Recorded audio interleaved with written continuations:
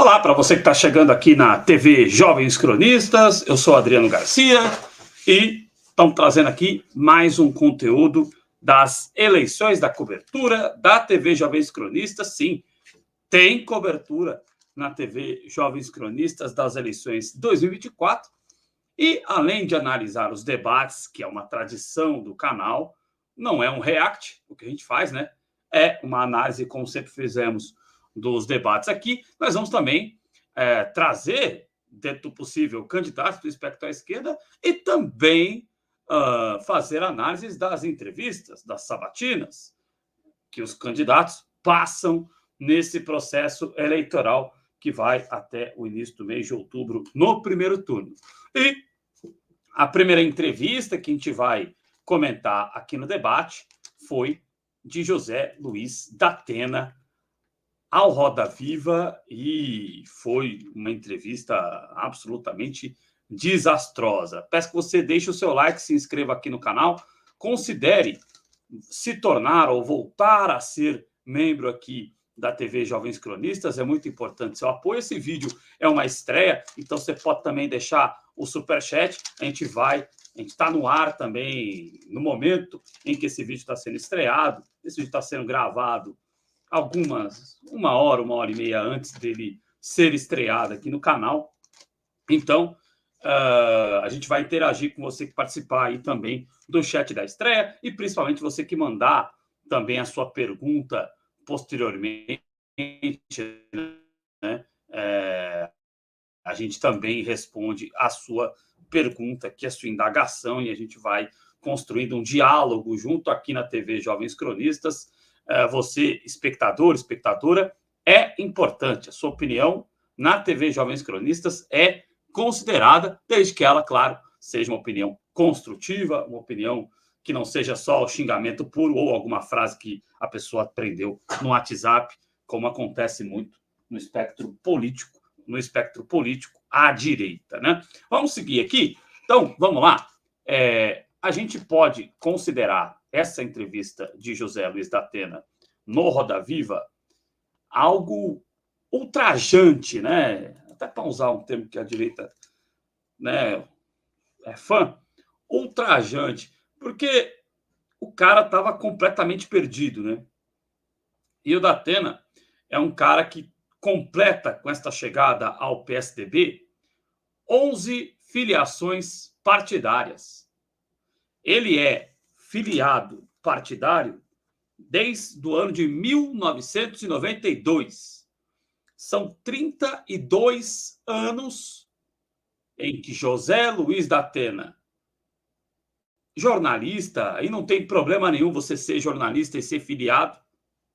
A gente aqui não é, porque, né, a gente é do espectro à esquerda. A gente está aqui para atender, em primeira medida, os interesses da sociedade como um todo, do cidadão, e principalmente do cidadão periférico, que é o cidadão periférico que precisa de políticas públicas.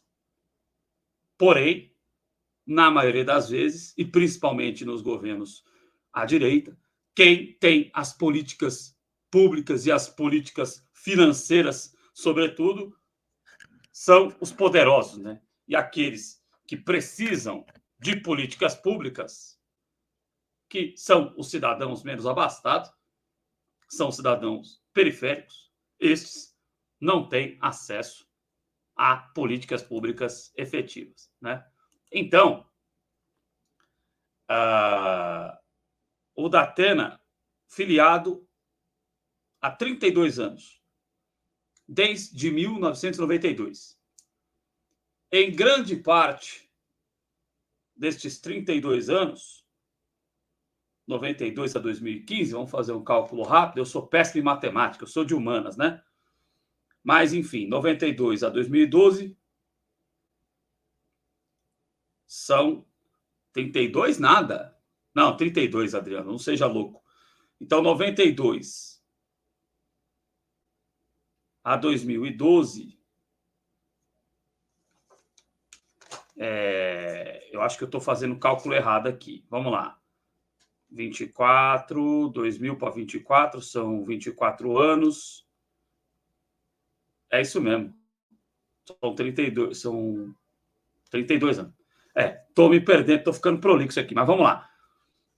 Ele foi filiado no PT até 2015.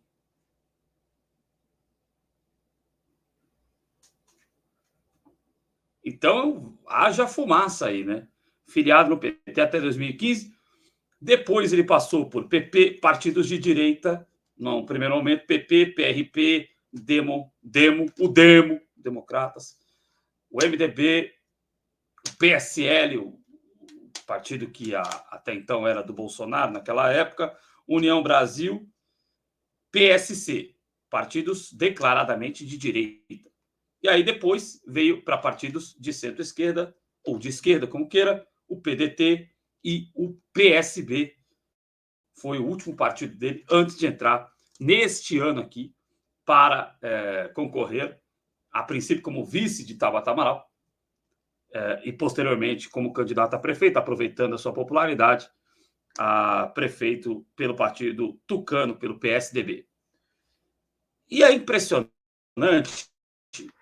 E outra, ele estava filiado ao PT, mas não sei se tinha qualquer tipo de participação. Os companheiros que são filiados ao partido podem dizer melhor. Mas é impressionante que em todos estes anos ele não tenha tido, sendo uma figura de conhecimento público, uma figura pública, uma figura que está na TV diariamente e que em algum momento iria protagonizar uma disputa a algum cargo político. É incrível que em nenhum momento ele tenha tido qualquer tipo de assessoria quanto ao que é política pública. O que é uma política pública de gestão pública? Qual a atribuição dos cargos públicos? Qual que é a atribuição de um prefeito? Qual que é a atribuição de um vereador? Qual que é a atribuição do governador do estado?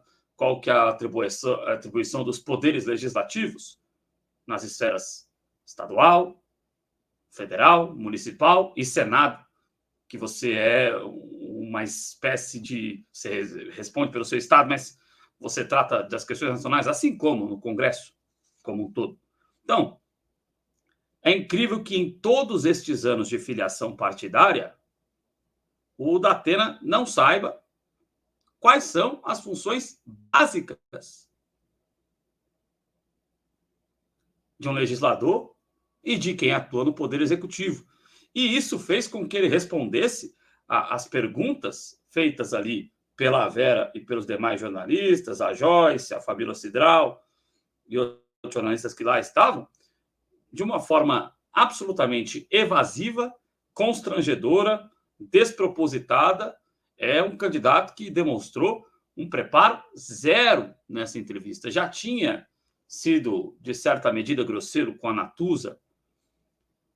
Eu acho que dessa vez, na mão da Vera Magalhães, ocorreu o contrário. Ele, muitas vezes, eu vi a situação do Datena nessa entrevista como ele sendo alvo de grosseria. Porque o Datena é o entrevistado e ele está sendo prolixo. E de prolixidade, às vezes eu entendo, né? Então, ele é o entrevistado e ele está sendo prolixo. Mas não cabe muito ao mediador. Você já respondeu a pergunta ou você não está. Até o você não está respondendo a pergunta cabe. Mas você já respondeu a pergunta, é melhor então cronometrar por tempo a resposta, né? Mas o despreparo dele foi tanto que propiciou com que a mediadora Vera Magalhães acabasse meio que montando em cima dele, né? Fez algumas interrupções. O Datena quis tomar conta do programa. Eu acho que ela, já conhecendo, já tendo visto entrevistas anteriores dele, já tendo visto o que ele fez com a Natuza, ou não, custe o que custar, eu vou tomar a rédea disso. E ele se colocou numa posição tão constrangedora que não só ela, a Vera, como os demais componentes da Roda Viva, em vários momentos, se colocaram e se mostraram tanto quanto frustrados até pela maneira com que ele respondia as perguntas. Então, se o espectador prestou atenção nisso, esse espectador percebeu todo o despreparo que o Datena demonstrou, e aí fica a impressão de que é um candidato que realmente vem para trazer o PSDB de volta a uma competitividade, mas é aquela história, aquele meme que eu estou usando muito nas redes sociais, né? O Datena diz que é contra a reeleição. No caso do Datena, ele é contra a própria eleição, né? Fica a impressão de que José Luiz Datena é contra a própria eleição. Tanto já vou destacar alguns momentos aqui da entrevista, o Datena, em determinado momento, foi avisado de que a Tabata Amaral, candidata do PSB, que poderia estar na mesma chapa que ele como candidata e ele como vice, aí percebeu-se, principalmente lá em algumas alas do PSDB, de que ele é um nome mais forte do que o da Tabata, e é mesmo como nome, como candidato, até pelo que a gente está vendo, pelo que a gente viu no debate, pelo que a gente viu com a Natuza e pelo que a gente viu no Roda Viva, como candidato, ele não tem força. A tendência é derreter. Se Celso Russomano, que pelo menos, apesar de todas as controvérsias e de toda a oposição que eu, Adriano, tenho em relação a ele, Celso Russomano, mas ele sabe o que é uma política pública. Ele sabe qual é a atribuição do poder legislativo, ele sabe qual é a atribuição do poder executivo. Ele sabe se portar dentro de um debate, de certa maneira. E o Datena não sabe, não consegue, e não consegue responder uma pergunta objetivamente. A única pergunta que ele respondeu objetivamente é fazer uma carinha, um sorriso bem tosco, quando ele ficou sabendo que a Tabata Amaral entrou com um processo contra a candidatura do Pablo Marçal, por ele ter ferido as regras internas do partido, e com isso a convenção não seria válida e a candidatura dele deveria ser cassada. Não sei se o TSE, se o TRE, no caso, aqui de São Paulo, vai se meter nisso, porque essa é uma questão interna do partido, né? Se o partido subverteu a própria convenção, o próprio estatuto partidário, ele deveria ter sido barrado pelo próprio PRTB, se é que dá para chamar isso de partido, e não ser barrado por uma intervenção da Justiça Eleitoral. Vamos aguardar as cenas dos próximos capítulos, mas eu acho que essa intentona da Tabata, ainda que eu acharia muito mais produtivo para o processo eleitoral que a candidatura do Pablo Marçal fosse barrada, porque é uma candidatura que não traz nenhuma proposta. É uma candidatura que só traz tumulto. Ele não sabe nada do que está acontecendo na cidade de São Paulo. Ele não sabe quais são os problemas da cidade, ele não sabe quais são os erros que a gestão atual cometeu, ele não sabe quais são os programas que estão em andamento, ele não sabe quais são eventuais acertos que existam. Pode ser que exista algum acerto na cidade de São Paulo, né? Para muita gente, é um acerto, por exemplo, a questão da tarifa zero, que ele não sabia. Aliás, ele não sabe que com o ônibus, quando está reservado, ele não está reservado para receber dinheiro de viagem, né? Esse ônibus está reservado porque ele precisa se deslocar da garagem até o ponto de partida, ou ele precisa se deslocar ao fim da sua última viagem até a garagem de volta para ser recolhido. Não, ele acha que o ônibus está ganhando como se fosse pegar passageiro quando está reservado. Ou seja, cometeu vários erros. Então, a única resposta que ele deu objetiva foi essa, né? Quando a Tabata Amaral, quando foi falado que a Tabata Amaral entrou com o processo aí, e aí depois ele disse que foi irônico, mas ficou bem estranho aquele sorriso que ele deu, dizendo que se a candidatura do Pablo Marçal poderia ser cassada por esse motivo, né? A dele também poderia ser, ele aceitaria de bom grado. Tá louco para aceitar, tá louco para voltar para o Brasil, gente. Só que ele se enfiou nessa e cada hora tá ficando mais tarde para ele sair dessa, né? Mas eu não duvido que ainda possa acontecer, que ele ainda possa sair. Então ele meteu essa do ônibus reservado, que foi horrível.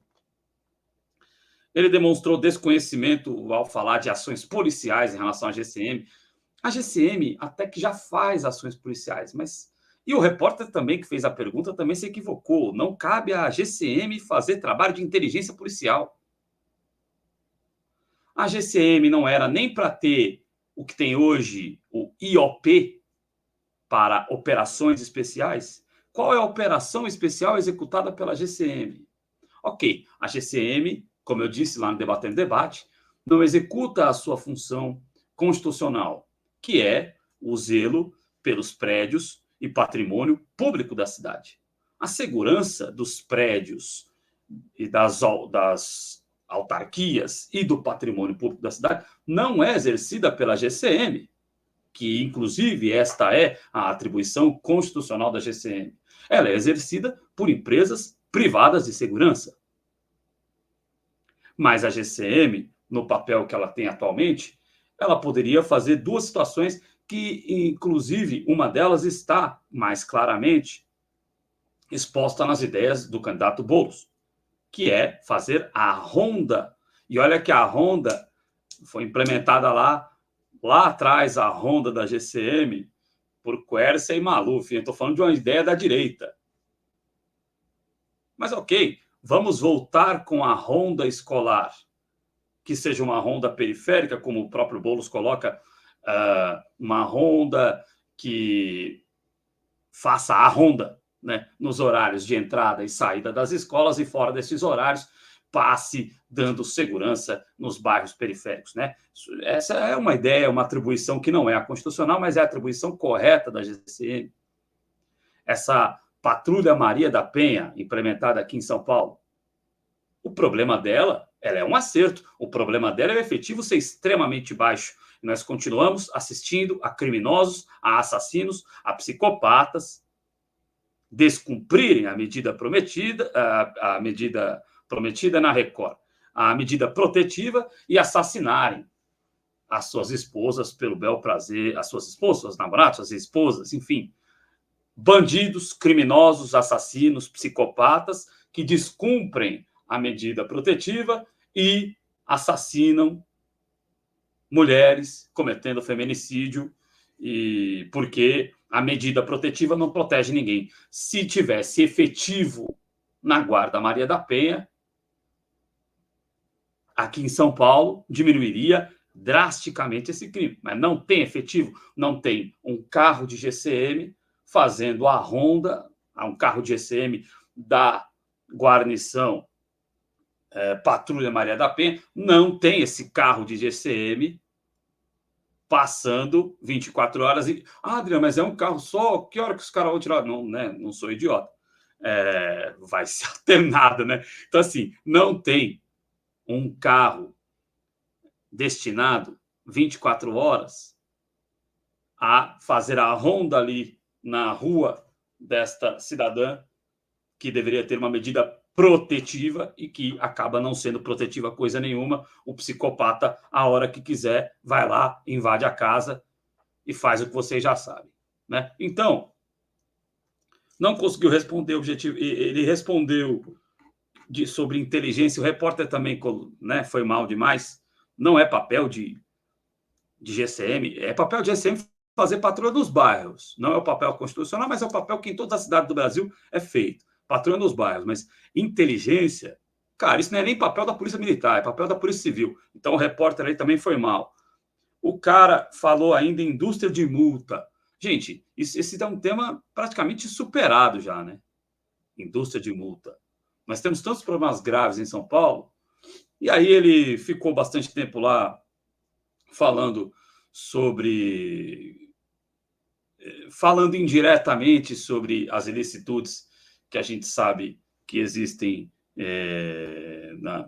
nas obras aí, obras que quebraram as periferias e que não eram necessárias, e quebrou para dizer que consertou, e aí a gente conhece a técnica, né? A técnica Milton Leite. Você quebra, ou você vai lá e faz uma obra que não tem necessidade nenhuma, você constrói um campo de bocha num lugar onde ninguém joga bocha, uma quadra de bocha, né, que seja, num lugar onde ninguém joga bocha. E aí você tem um ganho em relação a isso, né?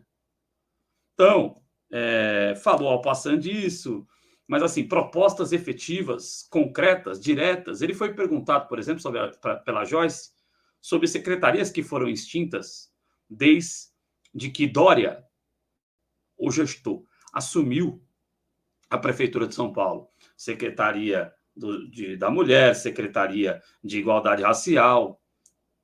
Ele falou, não, com certeza nós vamos. Quando você responde com certeza, ele disse que com certeza ele ia retomar essas secretarias, né, da igualdade racial e da mulher, e que também, com certeza, iria implementar políticas para que São Paulo tenha de volta aí o incentivo às artes, que com certeza iria rever as questões relacionadas aos homens. Quando você coloca com certeza e não explica o que vai fazer com essa certeza toda colocada, isso é sinal de que você não tem certeza absoluta e você até me lembrar dessa política, com certeza eu vou fazer, mas na verdade você não sabe como fazer. Então, a impressão que passa para a gente é que o Datena morre de medo de ganhar a eleição, né? Porque se ele ganhar a eleição, ele vai ter que ser muito bem assessorado, porque ele não sabe nada de políticas públicas. Nada, né? A própria questão do transporte, além dessa gafe aí do ônibus reservado, ele foi perguntado de forma objetiva, o que você acha da tarifa zero?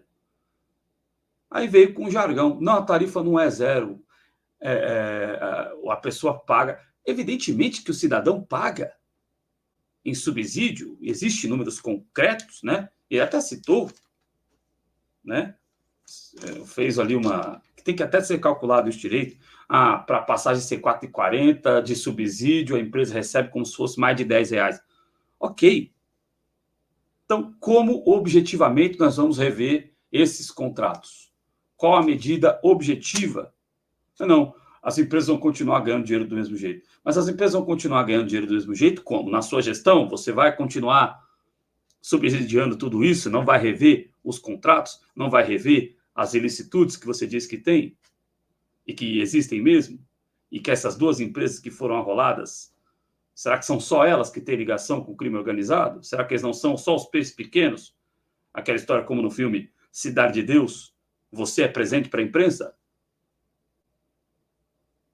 Então, ficou muito claro que ele não sabe quais são os problemas e não tem nenhum método para a implementação de soluções para a cidade, que colocaram ele para se candidatar a governar, mas que eu duvido que ele queira governar a cidade, e já admitiu em entrevista que a vontade dele mesmo era ser senador. Porque ele está lá em Brasília, o holofote é muito menor, o voto dele é só um no meio de todos os outros senadores, ainda que seja um cargo de pompa, um cargo majoritário, a votação é majoritária, né? Tem um espaçozinho no horário eleitoral, o seu mesmo, né? Que nem a candidatura de deputado, você só aparece lá com o seu nome, só a sua cara na tela, né? Teria um programinha eleitoral ali no horário eleitoral, mas assim, é diferente de ser candidato a prefeito, né? Então, além dele estar perdido, desculpe, ele sabe que foi uma grande roubada se colocar nessa candidatura e não sabe como fazer para sair desta roubada, né? Agora, eu não acho que a direita, né? Gente de direita, né? Robôs aí da direita e quem controla os robôs tem acusado o Datena de ser uma candidatura para enganar a população, para tentar favorecer Guilherme Boulos. Eu sinceramente não acredito nisso. Existe talvez ali um contato pessoal dele, como existe contato com outros agentes, seja de esquerda, de direita, enfim. Ele foi filiado até 2015 ao PT, mas assim, não vejo e não acho que o PSDB, principalmente apesar de já não existir, mas como o grande partido que foi, independente da nossa divergência frontal ao tucanato. Olha o tanto de tempo que eles dominaram São Paulo. Tiveram presidente da República por 8 anos. Era um grande adversário do Partido dos Trabalhadores, que é o maior partido do Brasil, seja em termos de filiados, seja em termos de que as pessoas sabem quem é o PT. Talvez seja o único partido, e agora, não o partido, mas o movimento político bolsonarista. Mas antes de surgir o movimento político bolsonarista, o partido que as pessoas sabiam quem é, efetivamente, ideologicamente, independente de serem contra ou a favor disso. O partido que as pessoas, esse é o partido, tem a ideologia tal, nem tem tanto assim, não. Mas esse é o partido tal, tem a ideologia assim, é de esquerda assim, defende isso aqui e trabalha por isso aqui. O partido reconhecidamente que as pessoas sabem o que esperar dele, com ideias erradas ou certas, é o Partido dos Trabalhadores. E o PSDB, ainda que difuso, era o grande partido opositor disso. Quando a pessoa não queria, depois, principalmente pós-malufismo, quando a pessoa não queria votar no PT, ela já sabia, opa, tem lá o PSDB. Quando a pessoa queria ter uma ideia elitista de sociedade, o PSDB é o meu partido. Hoje em dia, o PSDB não existe. Mas ainda que já não seja mais aquele tananã, não ia colocar uma candidatura para ser uma candidatura de linha auxiliar a do Boulos. Eu, sinceramente, não acredito nisso. Acho que é desculpa essa rapada de quem apoia o Ricardo Nunes, né? Porque a candidatura do Pablo Marçal não deve ser levada a sério. Então, todo esse percentual aí, essa molecada, a molecada vai acabar anulando no segundo turno, muita maioria dela, né? Molecada, digo, galera de game, galera que não tanca o fuzil, né?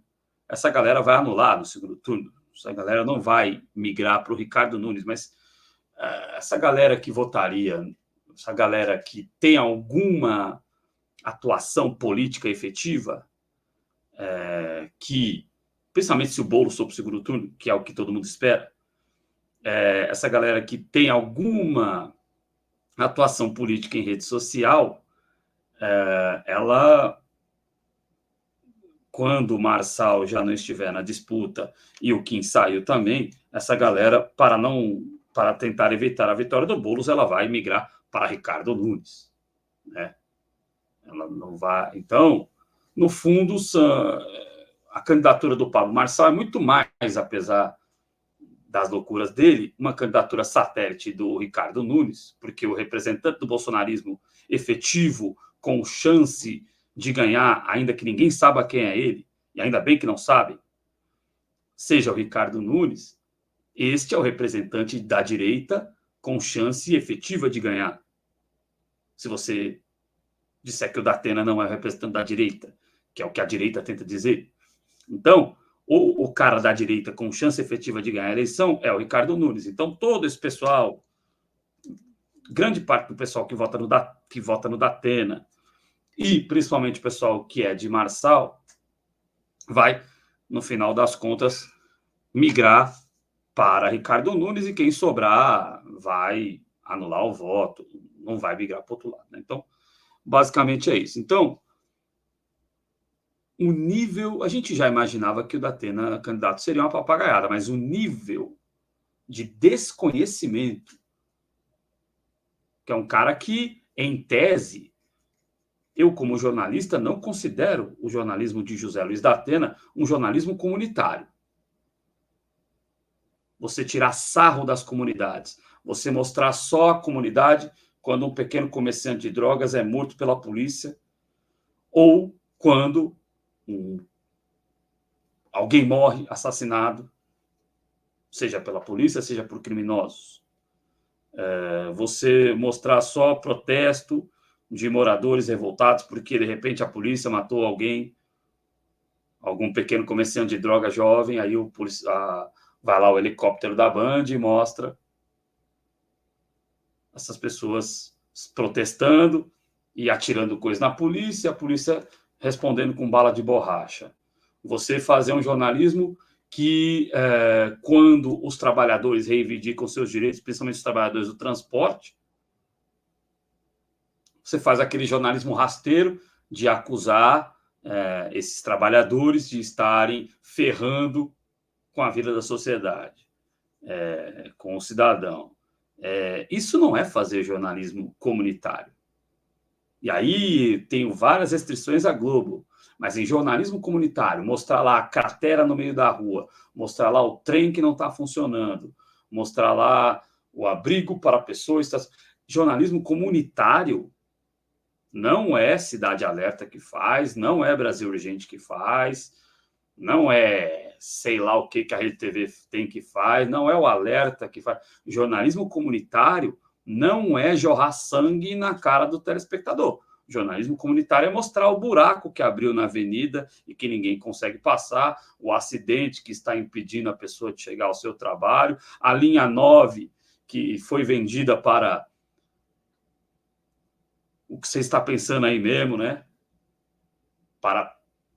Eu não vou falar que eu não tenho dinheiro como ser processado, mas a linha 9, as linhas da Via Mobilidade, sem ser a 4, que são, né? Isso é jornalismo comunitário. Jorrar sangue na cara do espectador, não. Mas mesmo assim, ele convivendo com questões urbanas, vamos assim dizer, em todas as últimas 4 décadas, ou 3 décadas, que seja, 3 para 4 décadas, não saber nada sobre política pública e sendo filiado durante todo esse tempo, não saber nada sobre política pública é bastante assustador. E eu acho que o pessoal do PSDB deve estar batendo a cabeça na parede. Pô, a nossa sigla já fizeram tudo o que fizeram com ela depois que a gente entregou ela para o Dória. Agora esse cara aí, nosso nome está na lama. Eu li vários comentários lá no chat e depois também também li no Twitter. Nossa, o Mário Covas deve estar mal onde quer que ele esteja. E realmente, né, ver o que se tornou o PSDB e o candidato de fronte na maior cidade do Brasil que tem o PSDB, realmente deve ser bem difícil para o Mário Covas, para o Goldman, para outros espectros que o PSDB tem por aí, né? E para aqueles que ainda estão vivos também. Deve ser bem difícil para o pessoal do Tucanato ver isso, né? É isso aí, pessoal. Então, não tinha muito de concretude. Olha que durou 35 minutos esse vídeo. Não tinha nada muito concreto para falar, porque o Datena não falou nada de concreto. Mas deu para a gente poder fazer uma análise aqui da ausência de concretude, justamente, da candidatura José Luiz da Atena ao governo do Estado de São Paulo, à prefeitura do município de São Paulo, me desculpem, e aí você pode dar a sua opinião, deixar o seu comentário aí nos comentários pós-vídeo, a gente vai repercutindo com você o que você disser aí na seção de comentários. Isso também ajuda a impulsionar o vídeo, tá certo? É isso aí. Se inscreva no canal, considere se tornar membro, tá? Deixe o seu like é fundamental para o nosso trabalho, é ele que impulsiona aqui os nossos vídeos, né?